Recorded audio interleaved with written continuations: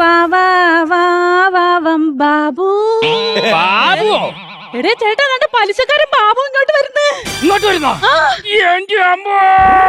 അണ്ണൻ രക്ഷപ്പെട്ട്. നില്ലടാ അവിടെ. ഇല്ല, ബാബു അങ്ങേരെ പിടിച്ച്. ബാബു ബാബു ബാബോ.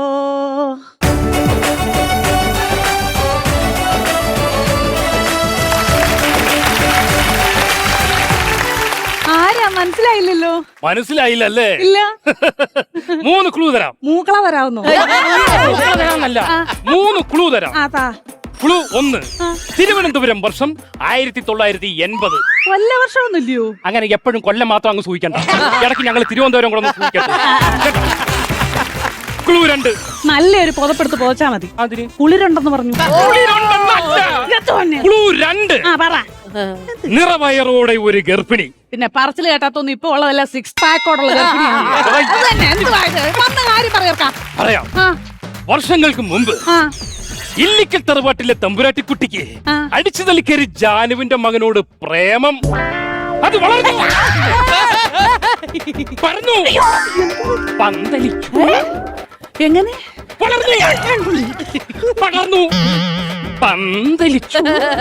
എന്നിട്ട് പൂവിട്ടു. അതിപ്പോ ഇത്രയും കിടന്ന് ചാടിയപ്പോ അറിയാതെ പോയതായിരിക്കും.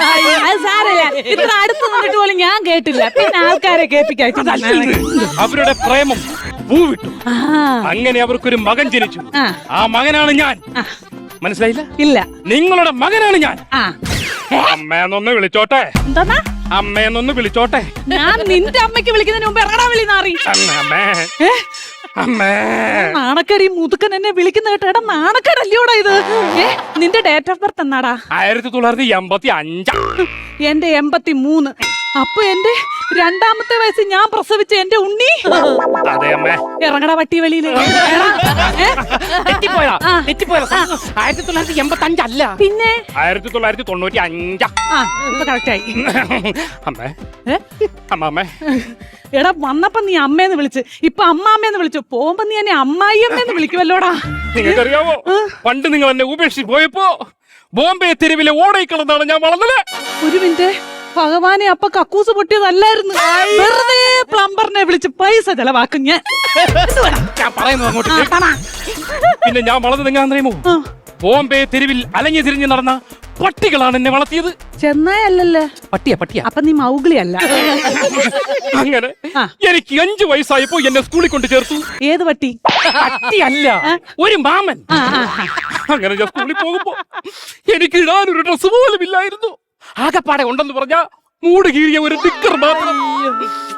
അത് വിട്ടോണ്ട് ഞാൻ ഇങ്ങനെ പ്ലാച്ച എന്ന് പോകുമ്പോ അവിടെയുള്ള നാട്ടുകാർ മൊത്തവും എന്റെ പുറവശം നോക്കി കളിയാക്കി ചിരിക്കും. എന്റെ മുൻവശം കരയുന്നത് ആരും കണ്ടില്ല. എടാ, ഇത്രയും വലിയൊരു മെഗാഷോ ഇവിടെ നടക്കുമ്പം എങ്ങനെയാടാ ഈ മാട്ട മുന്നിൽ നിന്ന് അവര് കാണുന്നത്? കാണത്തില്ല മക്കളെ. ഇതെന്തോ പറയാനെന്ന് പറഞ്ഞ. പക്ഷേ ഞാൻ പഠിച്ചു, പിന്നെ വളർന്നു, വലുതായി. മനസ്സിലായില്ല. പഠിച്ചു, വളർന്നു, വലുതായി. എന്നിട്ട് അങ്ങനെ ഞാൻ പഠിച്ചു വളർന്നു വലുതായപ്പോഴാണ് ഞാൻ ഈ സത്യം അറിഞ്ഞത്. എന്റെ അമ്മ ഇവിടെ ജീവിച്ചിരിപ്പുണ്ടെന്ന്. അങ്ങനെ അമ്മയെ കാണാൻ എന്റെ ഡിഗ്രി മൊത്തം വാരി ഈ പെട്ടിക്കത്തിട്ടുണ്ട്.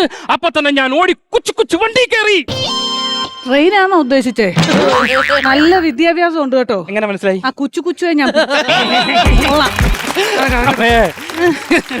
എന്റെ അമ്മയാണ് എന്റെ അമ്മ. എന്റെ അമ്മയെ കാണാനാ ഞാൻ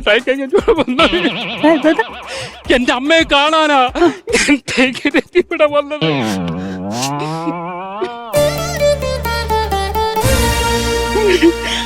അവസാനം പറഞ്ഞത് എനിക്ക് മനസ്സിലായില്ല. ട്രെയിൻ കയറി ഇവിടെ വന്നതെന്ന്. എന്നിട്ട് അമ്മയാണ് എന്റെ അമ്മ. അപ്പം എന്റെ മോനാണോടാ നീ? അമ്മ. മക്കളെ, അമ്മയ്ക്കൊരു തെറ്റ് പറ്റി. സാരമില്ലമ്മേ, ഞാൻ ശരിയിട്ട് തരാം. എനിക്ക് വിദ്യാഭ്യാസം ഉണ്ടല്ലോ.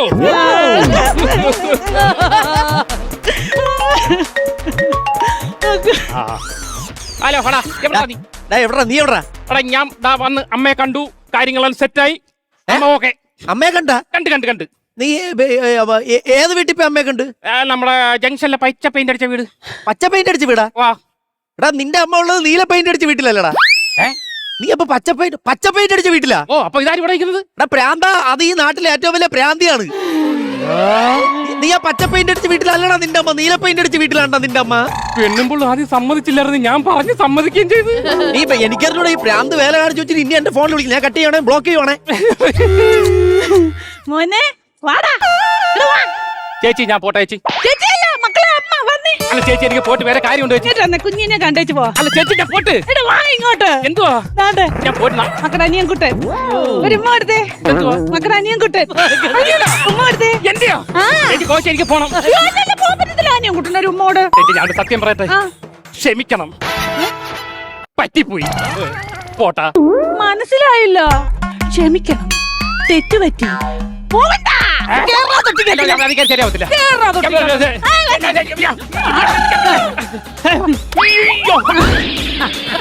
ബാബു.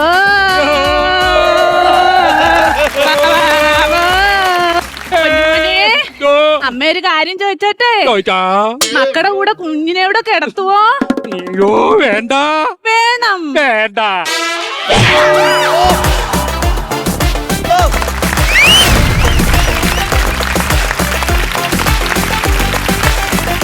സൂപ്പർ സൂപ്പർ, അടിപൊളി അടിപൊളി, നല്ല പെർഫോമൻസ് ആയിരുന്നു കേട്ടോ, രണ്ടുപേരുടെയും ഗംഭീരമായിരുന്നു. പക്രുചേട്ടാ ഇഷ്ടപ്പെട്ടോ? ഗംഭീരായിരുന്നു, നല്ലതായിരുന്നു. പിന്നെ നല്ല രസമായിട്ട് രണ്ടുപേരും നല്ല കോമ്പിനേഷൻ ഉണ്ടായിരുന്നു. അതുപോലെ തന്നെ ചേച്ചി നന്നായിട്ട് ചെയ്തു. നല്ല എനർജി ആയിരുന്നു. അപ്പൊ ആദ്യം കണ്ടപ്പോൾ തോന്നി കുറച്ച് കൂടുതലാണല്ലോ അംഗവിക്ഷേപങ്ങൾ എന്നൊക്കെ, പക്ഷെ ആ ക്യാരക്ടറിന് അത് ആവശ്യമാണെന്ന് നമ്മൾ ക്ലൈമാക്സിലാണ് മനസ്സിലായത്. അത് വളരെ രസമായിട്ട് തന്നെ വന്നു. ഇദ്ദേഹത്തിന്റെ കൗണ്ടറും ടൈമിങ്ങും ഒക്കെ നല്ലായിരുന്നു.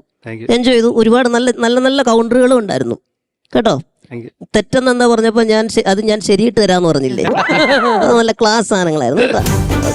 അടിപൊളി, താങ്ക് യു സോ മച്ച്. ചേച്ചി നിങ്ങളുടെ പെർഫോമൻസ് സൂപ്പർവായിരുന്നു, എനർജി നന്നായിരുന്നു, സ്ക്രിപ്റ്റ് നന്നായിരുന്നു.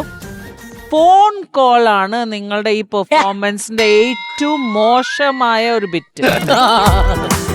ഒരു ഹെലോ പറയാൻ ഒരാള് നിങ്ങളുടെ 35 സെക്കൻഡ് എടുത്തു. 35 സെക്കൻഡോ? ആ, ഇയാള് രതീഷ് ചെയ്യാന്ന് പറഞ്ഞു, അത് കേട്ടിട്ട് വന്ന് ഏറ്റെടുത്തതാ. എന്റെ ഒറ്റ ഫോൺ കോളിൽ കിട്ടില്ല. ഒന്നുമില്ല. ഇൻക്ലൂഡ് ആയിട്ടുണ്ടോ ഇല്ലയോ ഇപ്പൊ ഞങ്ങൾക്ക് ടെൻഷൻ. അല്ല, ഇൻക്ലൂഡ് ആയിട്ടുണ്ട്. അതാണ് അവരുടെ പോയിന്റ്സ്, അവരുടെ ബാറ്ററി അവിടെയാണ് കുറച്ച് ചാർജ് കുറഞ്ഞത്.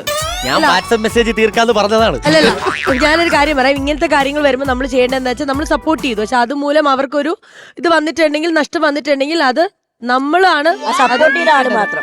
അപ്പം ഇപ്പൊ അഖിലിന്റെ റെമ്യൂണറേഷനിൽ നിന്ന് ആ ഒരു എമൗണ്ട് നമ്മൾ കൊടുക്കാന്നുള്ളതാണ് നമ്മൾ അത്രേ ഉള്ളൂ. കൈയടിച്ച് പാസ്സാക്കണം. അല്ല, പക്ഷെ പക്രു ചേട്ടൻ പറഞ്ഞ പോലെ തന്നെ ചേച്ചിന്റെ ക്യാരക്ടർ എനിക്കും തോന്നി, എന്ത് പറ്റി ചേച്ചിക്ക് സഡൻലി ഓവർ ദ ടോപ്പ് ഒരു മീറ്റർ പിടിച്ചത്. പിന്നെയാണ് ആ ഒരു എൻഡിങ്, ക്യാരക്ടറിന് നല്ല ഫിനിഷിങ് കൊടുത്തു. എന്തുകൊണ്ടാണ് ചേച്ചി ഈ ഓവർ ആക്ട്, ആ മീറ്റർ കുറച്ച് ഓവറായി പിടിച്ചത്? കറക്റ്റ്. സുരേഷ് ഏട്ടാ പിന്നെ ഒന്നും പറയണ്ട, നല്ല ക്യാരക്ടറായിരുന്നു. നല്ലൊരു ആ ഒരു വീടിന്റെ ആ ഒരു സെപ്പറേഷൻ കാണിച്ചത്, പച്ച വീടല്ല നീല വീടാണ്, ആ ഒരു ഇതും പറഞ്ഞു തന്നപ്പോൾ നമുക്കും തോന്നി എന്തിനാണ് നിങ്ങൾ അവിടെ വന്നത്. അപ്പൊ ആ നല്ല സ്ക്രിപ്റ്റിംഗ് ഉണ്ടായിരുന്നു, നന്നായി പെർഫോമൻസ്. ടിനിച്ചേട്ടൻ ചിരിച്ചില്ലയോ, ആസ്വദിച്ചില്ലയോ?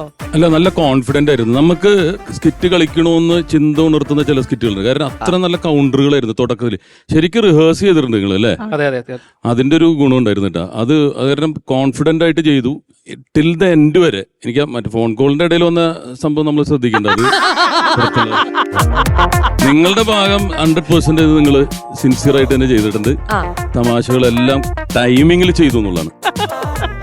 ഒരു 916 സ്കിറ്റ് ആയിരുന്നു. അതെ അതെ അതെ, 916. അപ്പൊ 916 ടീം ഹാപ്പിയാണ്. രാധിക സുരേഷ് എന്നുള്ള പേര് നിങ്ങൾ നിലനിർത്തി എന്നുള്ളതാണ്. രാധിക സുരേഷിന്റെ കാര്യത്തെ പറ്റി സാധികയ്ക്ക് എന്താ പറയാനുള്ളത്?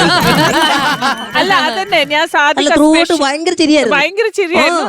ഈ ബാറ്ററി ഇവിടം വരെ എത്തിച്ച് എനിക്കൊന്ന് സാധിക്കാൻ തോന്നുന്നു.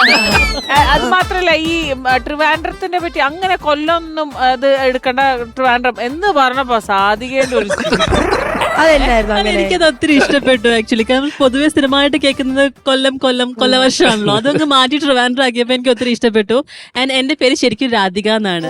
അപ്പൊ ചേച്ചി ഇവിടെ വന്ന് അലീന രാധിക എന്ന് പറഞ്ഞപ്പോ തന്നെ ഞാൻ പേര് മാറ്റിയില്ല, ഞാൻ അന്ന് വരെ പേര് തന്നെ. എനിക്ക് ഫസ്റ്റ് തന്നെ എനിക്ക് എന്റെ പേരാണല്ലോ എന്നുള്ളതാണ്. ഞാൻ സാധിക മൂവിക്ക് വേണ്ടി മാറ്റിയതാ. അപ്പൊ എന്തായാലും നല്ല പെർഫോമൻസ് ആയിരുന്നു ചേച്ചി. എസ്പെഷ്യലി സ്റ്റേജിൽ വന്നിട്ട് ഇങ്ങനെ പെർഫോം ചെയ്യാന്ന് പറഞ്ഞു. ഞങ്ങൾക്കൊക്കെ അഭിനയിക്കുമ്പോൾ ഒക്കെ നമുക്ക് ഓൾറെഡി അറിയാം ടേക്ക് കട്ട് ചെയ്യാം ഒക്കെ. ഇത് പക്ഷെ ത്രൂ ഔട്ട് ഇത്ര സമയത്തിന്റെ ഉള്ളിൽ നമുക്ക് ഒരുപാട് പേടിയും കാര്യങ്ങളൊക്കെ ഉണ്ടാവുമല്ലോ.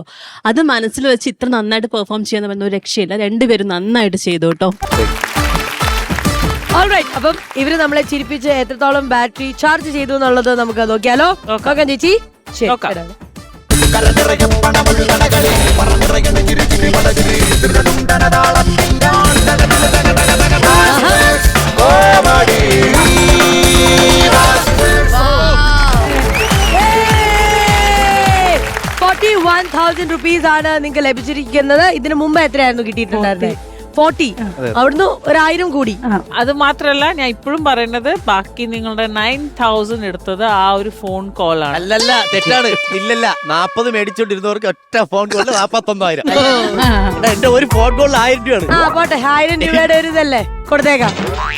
ഓൾറൈറ്റ് ശ്വേത ചേച്ചി, ഞങ്ങളുടെ ബാങ്ക് ഓഫ് ബോംബെ ആട്ടോ ശ്വേത ചേച്ചിയാണ് ഈ പേയ്മെന്റ് ഒക്കെ ട്രാൻസ്ഫർ ചെയ്ത് കൊടുക്കുന്നത്. ഓക്കെ, യാ 41,000 GST വരുമെന്ന് പേടിച്ചിട്ടാ. അതെ. ഇതാ ഹാപ്പി ആയില്ലേ? ഹാപ്പി. അപ്പൊ നമുക്ക് വീണ്ടും കാണാം. അടുത്ത തവണ വരുമ്പോ 50,000 തീർച്ചയായും നേടണം. ശരി.